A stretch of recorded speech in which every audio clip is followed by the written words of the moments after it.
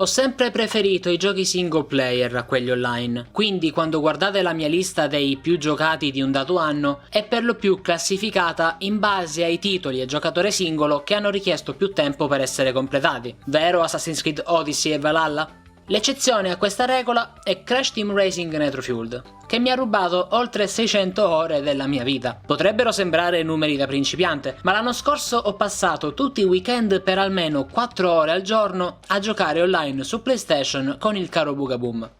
Certo, qualche piccola sparatoria nel multiplayer di Uncharted 4 può essere aggiunta alla lista, ma le ore spese lì sono molte di meno. Quindi, anche se non gioco ormai a CTR Nitro Fueled da un bel po', il motivo per cui è stato in grado di prendermi così tanto e così a lungo è stato per l'amore che ha per i personaggi secondari della serie. Salve a tutti crashari, io come sempre sono Daniku94 del Crash Bandicoot Zone. Prima di iniziare, se non l'avete ancora fatto, vi consiglio di iscrivervi al canale e di spuntare la campanellina. Se lo avete fatto oppure non avete intenzione di farlo, continuate con il video. Il gioco ha un totale di 56 personaggi. Non sono skin o versioni alternative, sono 56 personaggi distinti. 4 sono bebè, 1 è un personaggio originale del gioco, 1 è un modello diverso di un personaggio precedente, un altro è un personaggio tra virgolette perduto che era esistito solo nelle concept art ed un altro è letteralmente una cassa di ferro. Altri 3 fanno parte di un crossover con Spyro, per un totale di 45 personaggi se li si esclude. In realtà penso che valga la pena trattarli e spiegherò perché dopo nel video. Per ora mettiamoli da parte e pensiamo ai 45 principali. Crash Bandicoot è una serie con un grande cast, che solitamente però non viene sfruttato appieno. Si gioca nei panni di Crash e questo è tutto. Coco e Cortex sono stati giocabili in precedenza, mentre dopo CTR Nitro Fueled, Tauna e Dingodile sono entrati in azione in Crash Bandicoot 4 It's About Time. Ma è sempre stato un cast risicato dei personaggi giocabili. Nei giochi kart e party ed in particolare in Crash Team Racing Nitro Fueled però non sembra così. Lontano dalla manciata di personaggi giocabili c'è un altro gruppo, quello di cattivi, ben noti che rendono il gioco ancora più completo, come Engine, Entropy, Tiny Tiger e Ripper Roo. Ma dopo aver detto questi nomi, per molti la scelta si fa più ristretta, ma in CTR Nitro Fueled la qualità non cala mai.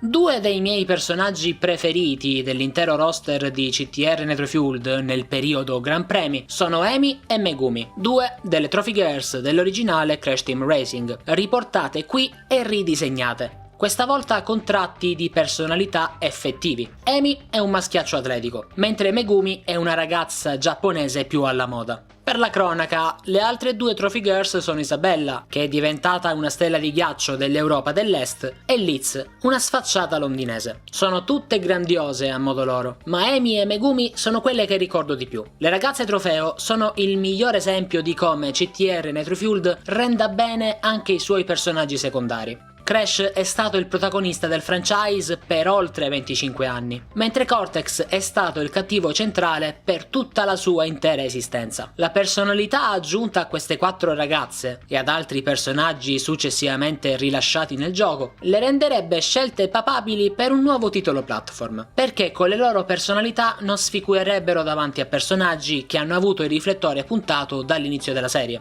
E questa non è una critica a Crash e Cortex, attenzione, sono due dei miei personaggi preferiti, se non i personaggi preferiti dell'intera serie. Essendo un gioco di corse, non abbiamo molto tra le mani in termini di sviluppo del personaggio, e gli unici colpi di scena sono quelli che possiamo trovare durante le gare.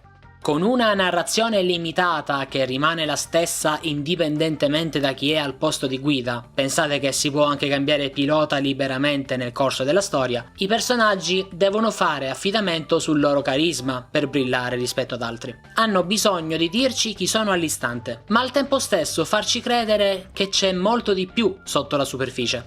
Questa operazione è molto più difficile per i personaggi che entrano nel gioco senza una personalità predefinita.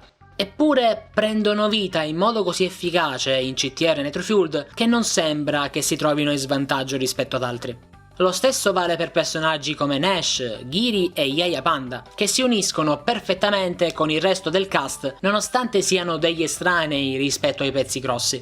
Una delle migliori decisioni che Binox ha preso è stata quella di permettere lo scambio di motori nel gioco. Originariamente in CTR Nitro Fueled c'erano 4 categorie di piloti: velocità, accelerazione, sterzata e bilanciato. L'unico problema è che sterzata e bilanciato erano davvero terribili. Dovevano sì aiutare i nuovi arrivati, ma li rendevano al tempo stesso soltanto più lenti. Certo, c'era un controllo maggiore del kart e questo consentiva di non uscire dalla pista, ma erano inutili online e nelle gare più difficili verso la fine della modalità storia. Questo significa che metà del roster era immediatamente ingiocabile e quindi impopolare. Tuttavia, una volta che è stato implementato il cambio del motore, ogni personaggio ha avuto accesso a tutti e 4 gli stili, il che significa che si poteva giocare chi si voleva e continuare a correre a modo proprio. Ed è qui che tornano quei personaggi non proprio principali citati poco fa. Personaggi come le versioni Baby, i due Rillaru, Megamix, Chick e Stew se la cavano molto bene.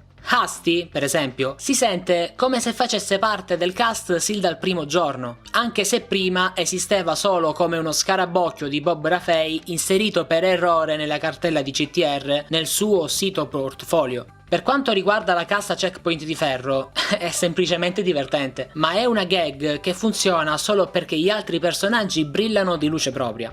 La percezione iniziale dell'utenza potrebbe essere stata che Binox fosse accorto di te, o che la gente facesse meme sul fatto che la cassa era più interessante di metà del roster, ma poiché oltre il 90% di tutti i personaggi apparsi nella serie era già presente in CTR, con tanto di personalità, tutti quanti hanno potuto godere di questa simpatica aggiunta.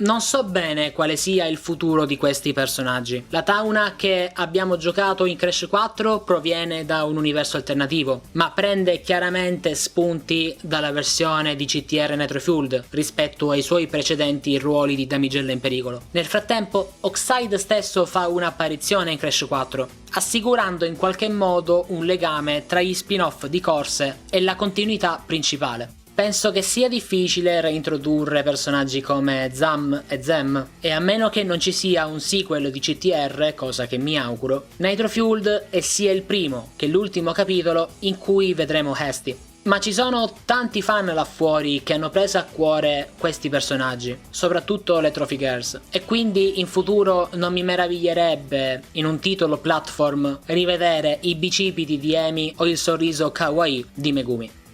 E voi? Fatemi sapere che cosa ne pensate riguardo i personaggi secondari e come sono stati utilizzati da Binox in CTR Nitro Fueled. Come sempre potete trovare me e tutti gli altri del Crash Zone nei link che state vedendo qui sotto in sovraimpressione in questo momento. Noi ci vediamo in un prossimo video, statemi bene e come sempre, viva Crash Bandicoot!